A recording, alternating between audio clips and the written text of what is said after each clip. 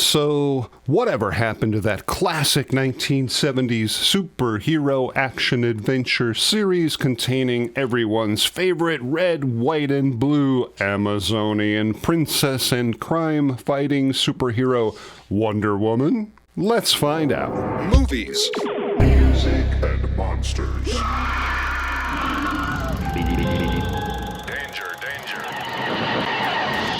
Hey my friends, Dan Monroe here from Movies, Music, and Monsters. Oh boy, Wonder Woman. I certainly do remember catching this in the mid-1970s as a very young, red-blooded American 7-year-old lad. Now remember, this was pre-Star Wars, pre-Battlestar Galactica, so at that time, I was pretty heavily involved with superheroes. I used to collect all the Mego superhero action figures like Superman and Spider-Man, and I'm not exactly sure what it was that drew my interest in this show. I mean, as a 7-year-old boy, it could have been the super cool action sequences. Doubtful. Maybe the super funky 70s music with Wonder Woman fighting crime on a skateboard? Dude, to thine own self be true. Okay, she was just so awesome. She had the most luscious big round. Hey, watch it. Children may be watching. Eyes. She had big, round, beautiful eyes. What the heck did you think I was gonna say? The only thing about Linda Carter that wasn't big and round were her squinty eyes. But nice save anyway. The 1970s Wonder Woman was certainly a groundbreaking television show for that time, but beyond that, has a really interesting and somewhat unusual backstory. So, grab your lasso of truth, your golden boomerang headband, and your favorite multicolored superhero leotard with a bucket of stale popcorn, and let's dive in. Now, to fully understand the history of the Wonder Woman television series from the 70s, we gotta go back, way back to 1941, with the initial creation of the character, created by American psychologist and writer William Moulton Marston, whose pen name, by the way, was Charles Moulton, along with artist Harry G. Peter, first appearing in All-Star Comics number 8 by DC Comics in 1941, and then a year later with her very first feature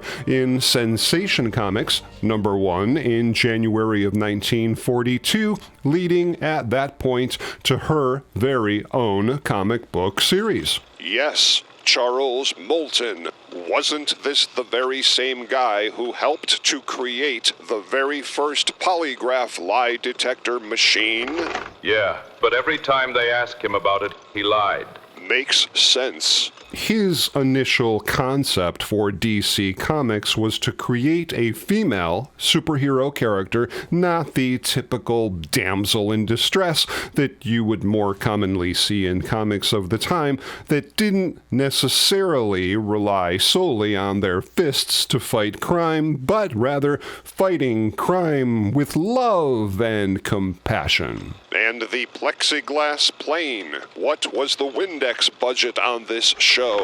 Don't forget about the magical crime-fighting tools. It was a comic after all. Speaking of William Marston, the guy who created the character, here's an interesting little tidbit which might come across a little more disturbing than educational, but Mr. Marston was a very outspoken and self-proclaimed believer in having more than one, shall we say, partner when it comes to his romantic life, often describing bondage and submission as a respectable and notable practice. I'm not exactly sure where this show is going, but I'm not completely comfortable with it. All I'm saying is that this Marston guy had a wife and a girlfriend and was into some pretty interesting stuff, so there's a very good possibility, some people say, that this is where the Wonder Woman bracelets of submission and lasso of truth came from.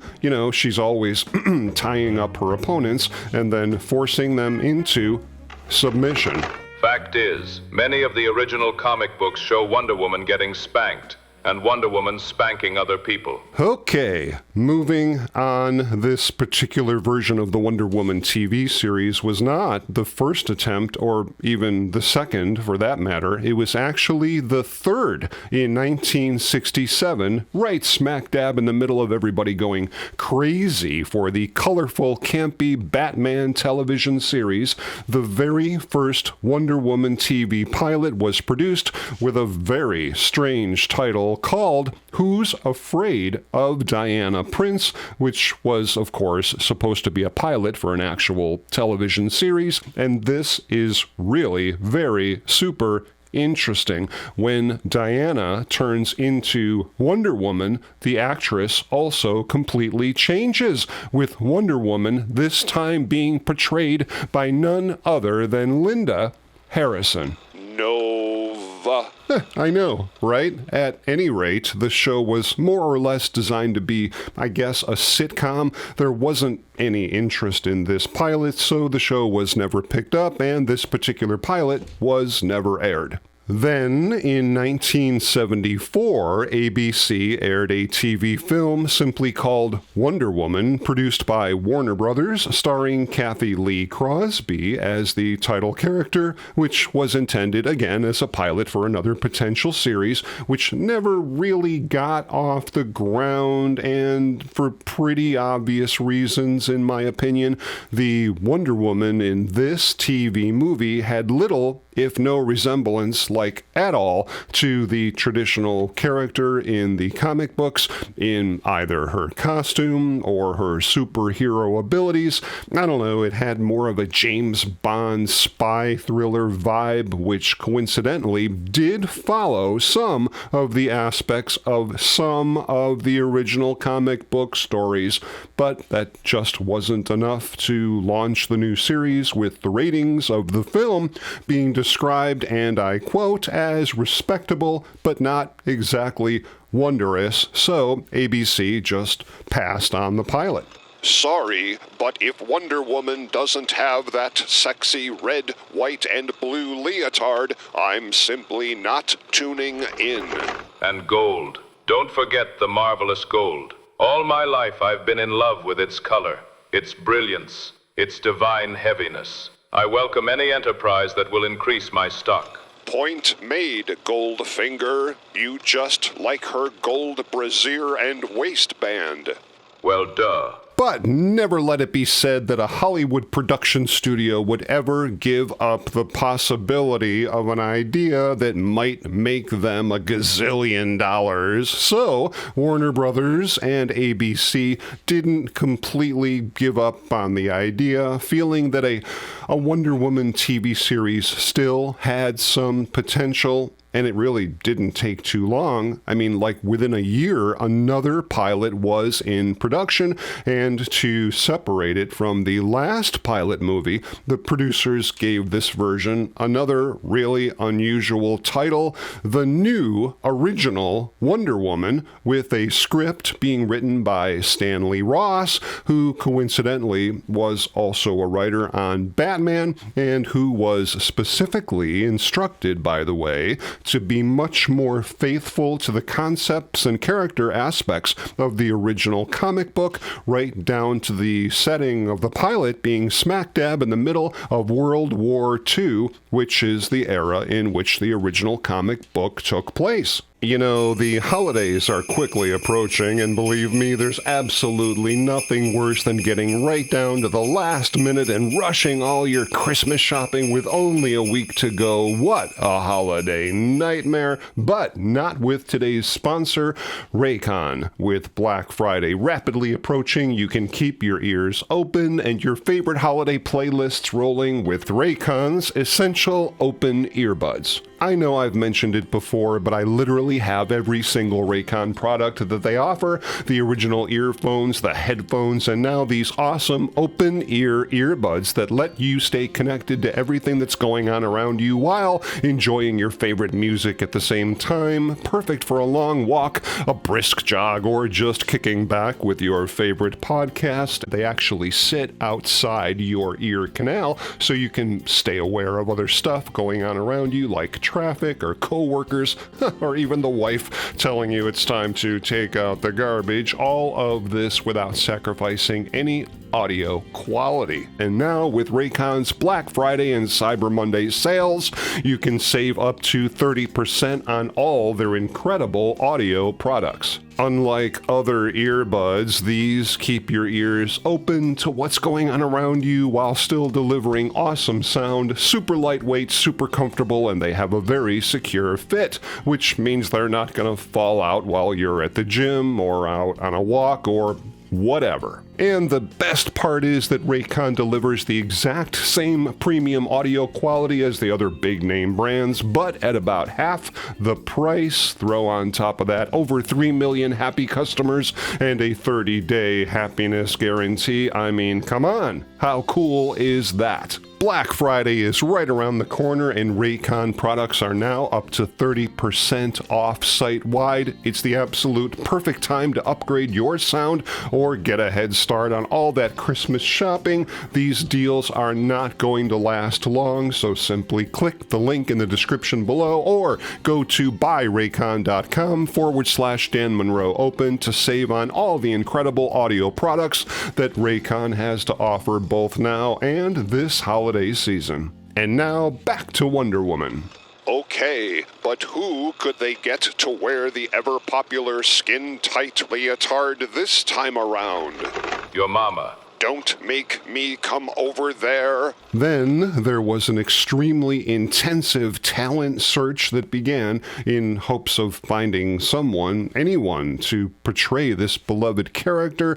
Joanna Cassidy was considered, along with Jacqueline Smith, who later went on to be a future star of Charlie's Angels, but it was the stunningly gorgeous 23-year-old Linda Carter, who apparently at the time only had like $20 in her bank account, and was chosen for the lead role, beating out hundreds of other actresses to play the part, and in my humble opinion became just as associated with the Wonder Woman character as Christopher Reeve's portrayal of Superman, even though at that time Linda Carter only had a very small handful of acting roles, but had been the 1972 Miss World USA and was even a cast member in Bob Hope's USO shows. Why would Linda Carter and Bob Hope be doing shows about UFOs?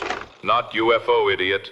USO. United Service Organizations. They provided entertainment to the troops while they were overseas protecting our country. Steve Trevor, the ever-present Wonder Woman's sidekick, was portrayed by Lyle Waggoner, even though he looked absolutely nothing whatsoever like the character in the comic book. And here's a pretty nifty, fun fact. Prior to his role in Wonder Woman, he auditioned for the role of Batman in the original 1960s Batman television series, although he was more suited for the Carol Burnett show. And here's an interesting fact. He went on to found Star Wagons, the go-to trailer service for on-location services for Hollywood productions, and he made a fortune. Wonder Woman's signature spinning change of costume sequence was actually Linda Carter's personal idea. The production team was trying to figure out some clever way to get her into her superhero outfit and out of her clothes. Maybe they should have tried several dry martinis. It always worked for Harvey Weinstein. In the comics, the transition wasn't really addressed. Diana would simply disappear, then Wonder Woman would appear. So Linda suggested the spinning transformation, which the first time we ever saw it on screen was totally different than how we saw it throughout the course of the series. Initially, it was a very slow motion turn, which eventually slowly crossfades into the Wonder Woman character, but in television, time is money, so they eventually sped it up, added a good old-fashioned super bright white lens flare and a clap of thunder, and the rest, as they say, is Amazonian princess history. It was so cool the way bullets would ricochet away whenever she was getting shot at, something I certainly could use to avoid your ever-present barrage of insults. I'm just getting warmed up. Here's something I'll bet you two guys didn't know. Her bracelets would spark whenever a bullet would hit them, which was actually triggered by Linda Carter herself with a remote in her hand. The first season of Wonder Woman actually did fairly well with the critics, the sponsors, and especially the audiences who absolutely adored the character, so season 2 was planned, but not without a whole pile of really dramatic changes, beginning with the enormous time jump between the two seasons. Season 1 takes place in the 1940s during World War II, while Season 2 jumps 30 years into the future into what was then current-day mid-1970s. Excuse me, but how do they explain a 30-year jump with all the main characters looking exactly the same? Clever writing, my friend, clever writing. Wonder Woman herself is an Amazonian princess, so she's never really going to age, and they got around the issue with her sidekick, Steve Trevor, by having the same actor play Steve Trevor Jr., the son of Steve Trevor from Season 1. It's called suspension of disbelief, like the way the Lost in Space audience is supposed to believe that you can play guitar with those oh-so-utilitarian claws. My dog can play Jimmy Page riffs, by the way. ABC just didn't want to continue the series taking place in the 1940s. The studio executives felt that trying to find 1940s-related costumes and sets and vehicles was putting just too much of a demand on the budget of the show. They basically just continued to scratch their heads about it until, eventually, CBS picked up the show from ABC and set the show in the 1970s, with Diana becoming an agent for the Interagency Defense Command, with the title now, once again, being changed to The New Adventures of Wonder Woman. Fun fact, in one episode, Wonder Woman was required to literally hang off of a helicopter that was taking off into the air, but no matter what they tried, they just couldn't get the stunt double to look convincing enough, so Linda simply said, the heck with it, I'll do it, which got her into a bit of trouble with the network, I can tell you that. Did they spank her? I heard that Wonder Woman really liked that. Another slight change between the seasons was the fact that the first season, we really didn't see Wonder Woman doing a whole lot of physical hitting and punching with her evil counterparts, but that all changed later on. We got to see our glorious Amazonian princess take on the bad guys with the same vigor we've come to expect from other great crime-fighting heroes of the day. Don't forget about the introduction of Rover the Robot, my favorite character in the show. Really? That was your favorite character in the show? You do realize that Robot was only put in, like, for pure comic relief, right? Just like you, Bubble Breath. Emergency protective circuits activated. Actually, Robbie, I do seem to recall that you made a personal appearance in one of these episodes. You are correct, sir. The episode entitled Spaced Out, Season 3, Episode 14. You can see my masterful performance as the MC at a science fiction convention costume contest. No wonder the show was canceled before the 4th season. Think what you will. Fact is, they went broke paying my enormous salary. And speaking of cancellations, like so many other great shows from the past, plans were being made for a 4th season of Wonder Woman with, at the end of season 3, Diana gets sent to Los Angeles for some new superhero adventures, but sadly, the ratings for the show had reached an all-time low, not to mention the fact that Linda Carter, now at the literal height of her popularity, wanted to kind of stop acting and begin a musical career. Ay, ay, ay, ay, ay, ay, tequila. I understand Dan's wife gives voice lessons. Sign up.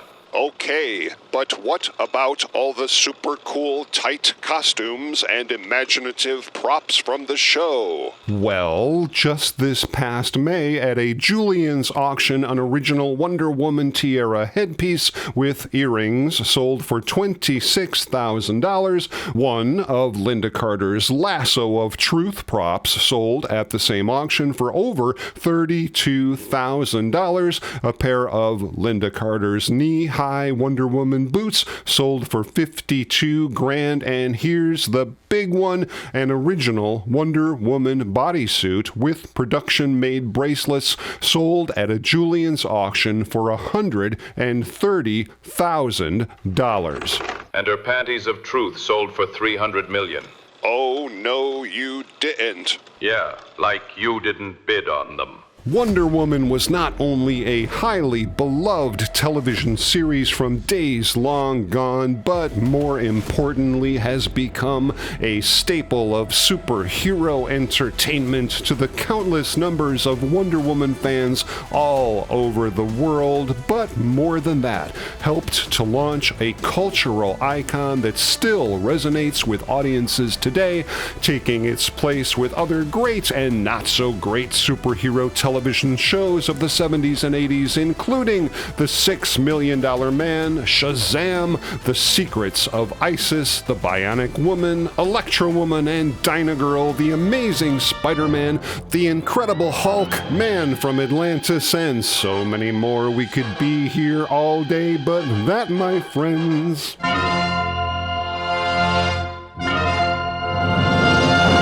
I really hope you guys enjoyed that deep dive all about Wonder Woman, and if you did and you like this kind of stuff, please consider subscribing to the channel. I've got a whole bunch of new videos coming out really soon that I know you guys are just gonna dig. And if you'd like to help support the channel, you can always buy us a coffee. Link in the description. And please feel free to stop back anytime as we together continue the conversation on movies, music, and monsters. Movies, music, and monsters.